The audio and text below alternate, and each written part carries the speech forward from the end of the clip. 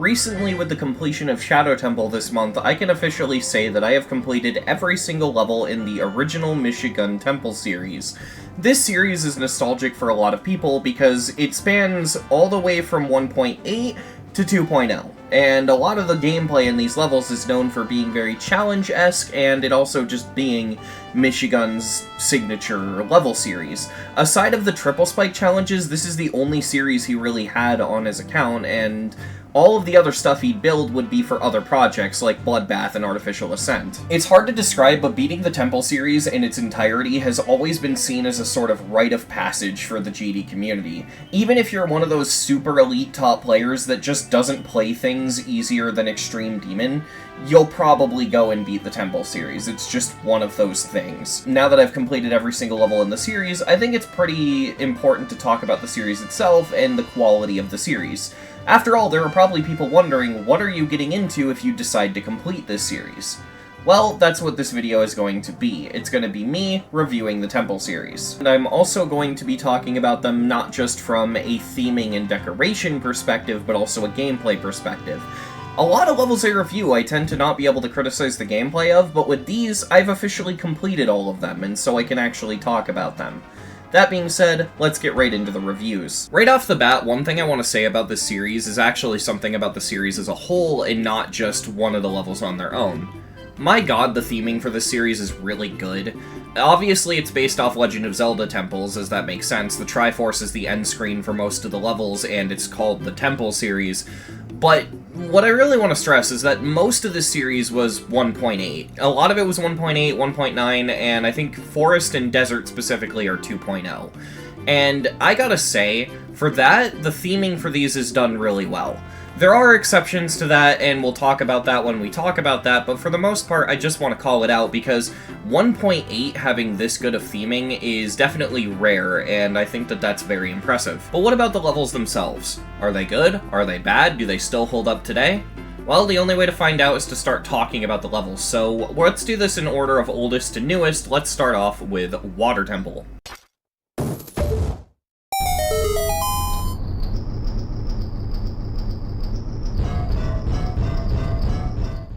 Water Temple, in my opinion, is not that good of a level. However, there is still some cool stuff here. Theming-wise, it's okay, but it's not great. I mean, it's really just, oh, it's blue, so it's water, but there are a couple moments where it's like, you almost go underwater for like a split second. But I feel like it would have been cooler if the theme was played with a little bit more. I know it was 1.8, so it was a little hard to, but maybe incorporate breakable blocks and some jump ring chaining to make it look like you're floating or something. I don't really know, but there are ways this could have been done a little bit better.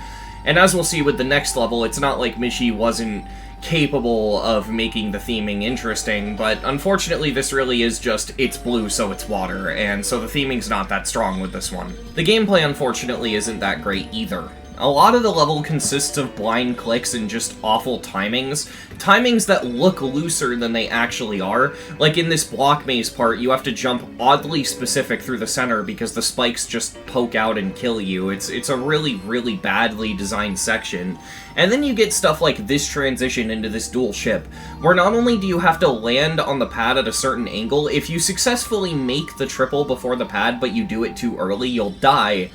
But on top of that, you have to hold with the dual ship into the transition, which just makes the whole thing feel awkward. It's not that it isn't doable, it's actually pretty easy when you get it down, it's just unnecessarily awkward and weird, and it doesn't feel natural to pull off. I will say not everything with this level is bad, though. I really like the N-Cube. I think these jumps where you have to jump over these blocks while going up a steep slope is really creative. A lot of people have a hard time with this section. If you go for Water Temple, here's a tip. Do the jumps late. That's it. Just jump when you're, like, right up against the block. It works a lot better.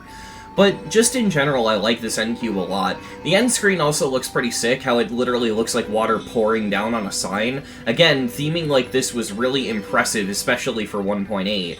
I will say the biggest problem with this level is that, in my opinion, it just doesn't pull off the theme of the temple well. The level is pretty well themed around water conceptually, but the water temple, the idea of that temple in Zelda is that you were underwater for most of it. This is just that there's water coating the blocks and that's about it, which is a little lame, but I think the theming is done good enough, which, yeah, this level is probably the biggest 5 out of 10 ever. Probably gonna lower it to a 4 out of 10 because I really just don't think the gameplay's that good. Luckily, it is up from here.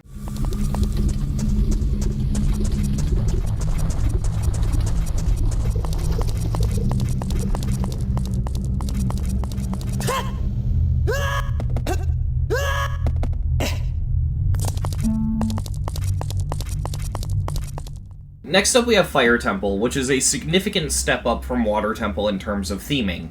Being 1.8, there isn't really much you can do with the concept of fire, but this level still managed to theme around it pretty well by creating the illusion of things being hot and burning by having things from from different shades of red. The pulsing reds really do make this have sort of a magmatic feel, and I think that it was done pretty well, although it is weird that there isn't really any sense of lava in this level, but I guess that's fine. It's not really the biggest deal in the world. Unfortunately, this level's gameplay still isn't that good. It is a step up from Water Temple. It is still better than Water Temple, but we still haven't hit the point where I would describe the gameplay as memorable and good yet. The gameplay, again, isn't that bad. Of course, like Water Temple, it's got the iconic staircases at the beginning, which kind of became a signature of the series and would be in every single level.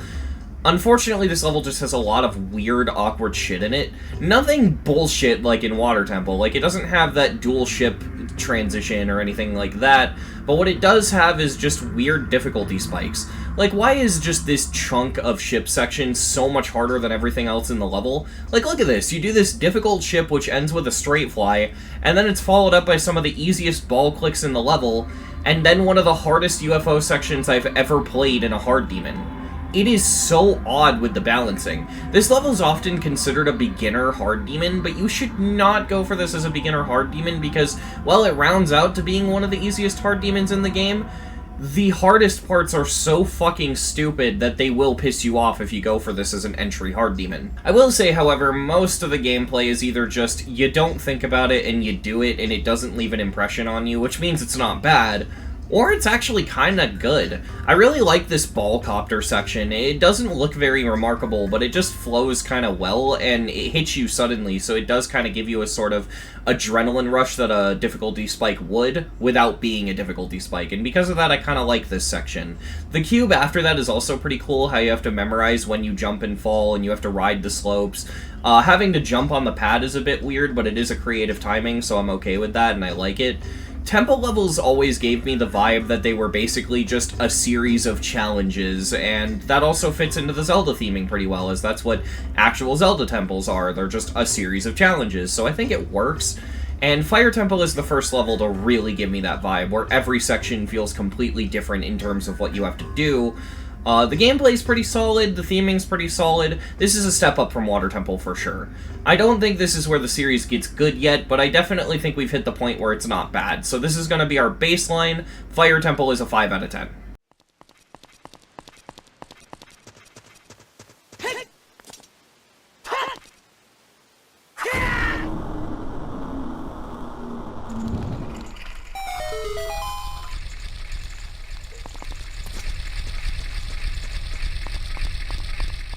Next up we have Shadow Temple, which in my opinion is the first level in the series where the theming becomes S tier and absolutely does a really good job at representing what the temple in Zelda is supposed to feel like.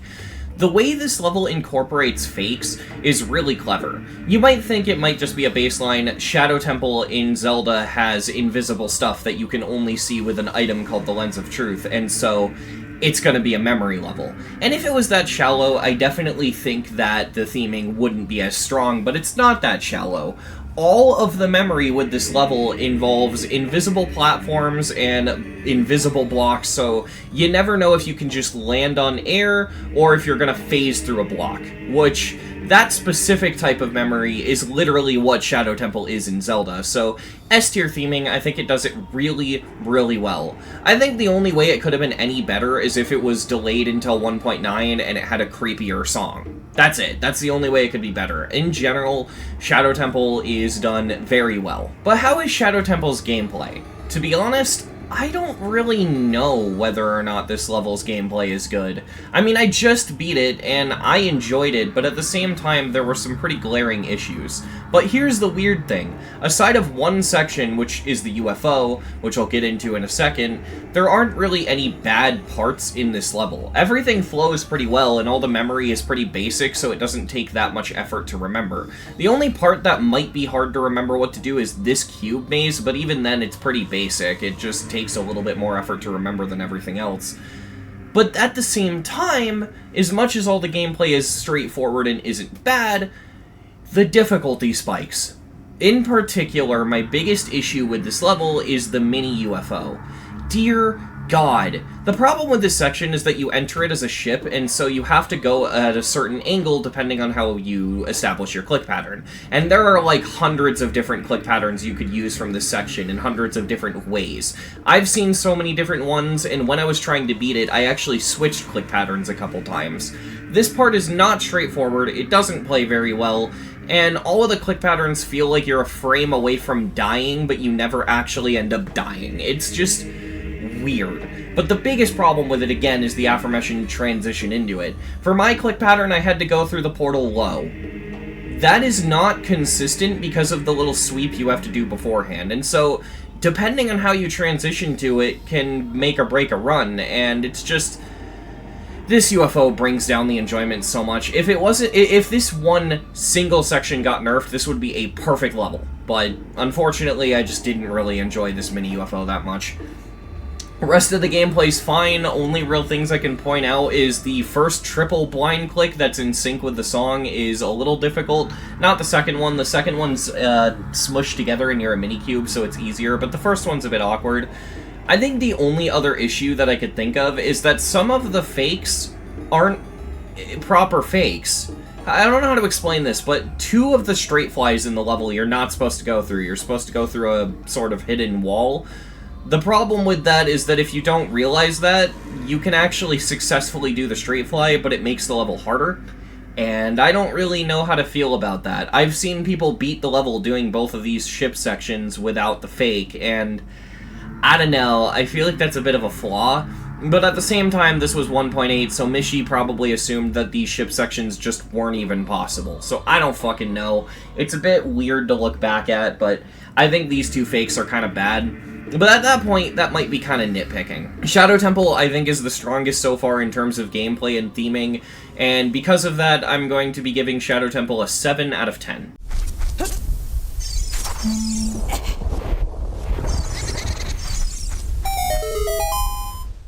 Next up we have Lava Temple. Wait, what? That's not a temple from any of the Zelda games? There is no Lava Temple. Well, this level is themed around lava and fire, so I'm just gonna assume that this level is basically Fire Temple 2.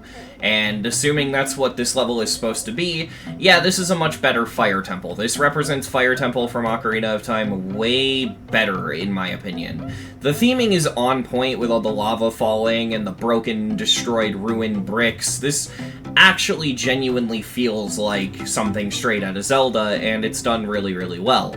The gameplay is also genuinely amazing, only a couple clicks in this level being annoying. Most notably, this orb in the ball is kind of atrocious, with the very odd timing where you can't hit it too late, but you also can't hit it early because of the orb in front of it. It's just odd. But most of the gameplay in Lava Temple is genuinely really good. Lava Temple has that really famous wave section, which is just a blast to play. I love this wave section. I wish we got more wave sections like this, because they play so well. Having the wave be in a separate environment rather than just a slope corridor, which is what everyone seems to do with the wave, it plays really well. My only issue with this level... Why the fuck is the song a remix of Silent Hill? Yeah, so this is the first temple level to use a song off Newgrounds, and you pick a song from Silent Hill? There are so many Zelda-related songs on Newgrounds, why not do something that fits with the theme? And beyond that, you know, I might be frustrated because it's a Zelda level with a Silent Hill song, but let's ignore the theming issue. This is like a genuinely spooky and intimidating sounding song. I wish this was the song from fucking Shadow Temple. If this song was in Shadow Temple, it would have worked so well, but it does not fit Lava Temple at all. Just such a random choice. I know it seems like it's nitpicking, but it's really not. For a series that's been so strong on the theming, this one just this is so out of place. It's based off a Zelda temple that doesn't exist, and the song is from Silent Hill. I know this is a collab with G-Boy, by the way, but I also find it disappointing that this level doesn't end with the traditional cube section like all the others. Just a bit of a letdown of a ending, in my opinion, just being a generic wave part. Not a great ending, but, you know, all those complaints aside, this level is genuinely really good, and the first of, like, the truly amazing temple levels. This is where it really starts to kick in and become a good series. Lava Temple, in my opinion, gets an 8 out of 10. It would be a 10 out of 10 if it wasn't for the theming issues and, like, the occasional bad click here and there.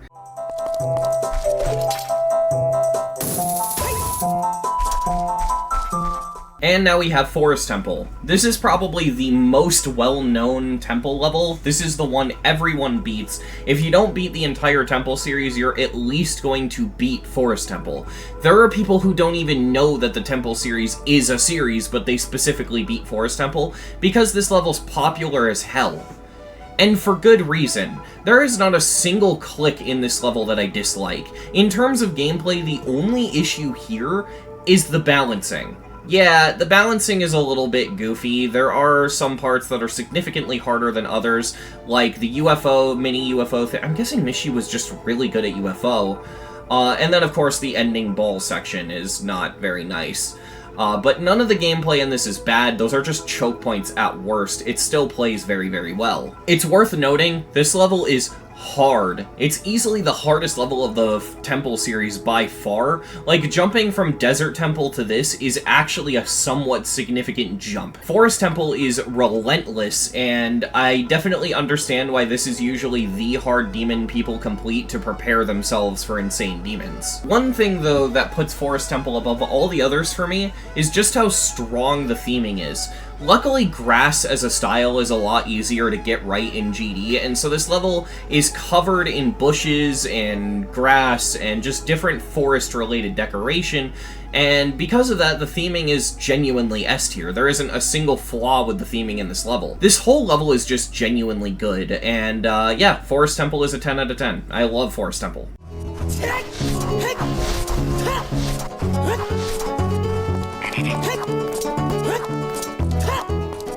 Next up we have Desert Temple, which, that's not a temple from Ocarina of Time, but unlike Lava Temple, which is basically just Fire Temple 2, this level I can actually justify in not one but two different ways. First of all, if you don't take the title literally and you just interpret it as a temple in the desert, it's probably supposed to be themed around Spirit Temple from Ocarina of Time, in which, we'll get into this later, the theming matches up pretty well. But if you want to be super nerd emoji-like, you could also point out the fact that there is a Desert Temple in Four Swords Adventures, but I wouldn't do something like that. But yeah, even though this isn't actually the name of a temple in a Zelda game, I give this one a pass because I'm pretty sure it is just supposed to be Spirit Temple, which works out to be whatever. I think that's fine. At worst, it's just a naming issue, because yeah, this level themes itself around Spirit Temple very well. The idea of things being hidden in sand, which kind of calls back to Shadow Temple. It doesn't really have memory, but it does have moments where you float inside of sand, which I'm assuming is supposed to be like quicksand. So there is sort of that idea of hidden stuff inside of sand, which does work pretty well. And it also just in general does look pretty good for being a temple in the desert, haha. Desert Temple in Zelda has a very, very distinct style that's really hard to describe. It's kind of Indiana Jones-like in a way, and this level captures that really well. I think that it looks amazing as well. I don't know why, I just think that this level nails the temple style more than any other level. The other levels more so feel like they're themed around the temple's theme rather than being a temple in and of itself. Like, Forest Temple doesn't really feel like a temple, it just feels like a forest. It still has that temple theming there, so it's not lost completely, but when I think of Forest Temple, I think of grass, I don't think of brick wall. Whereas with Desert Temple, it feels a lot more like a temple, which is the one half of the theming that never really got nailed in the past ones.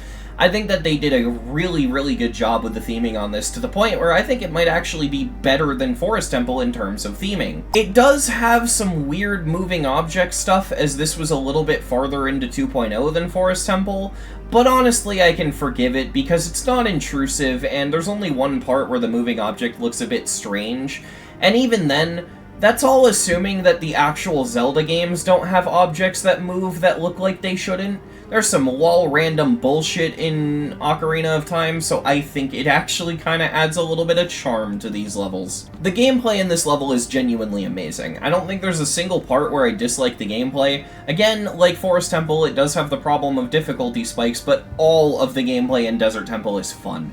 I love this level, to the point where, controversially so, I think I actually like Desert Temple more than Forest Temple, which I didn't expect to say. Desert Temple, based off what I just said, you could probably guess, is also a 10 out of 10. I really like Desert Temple.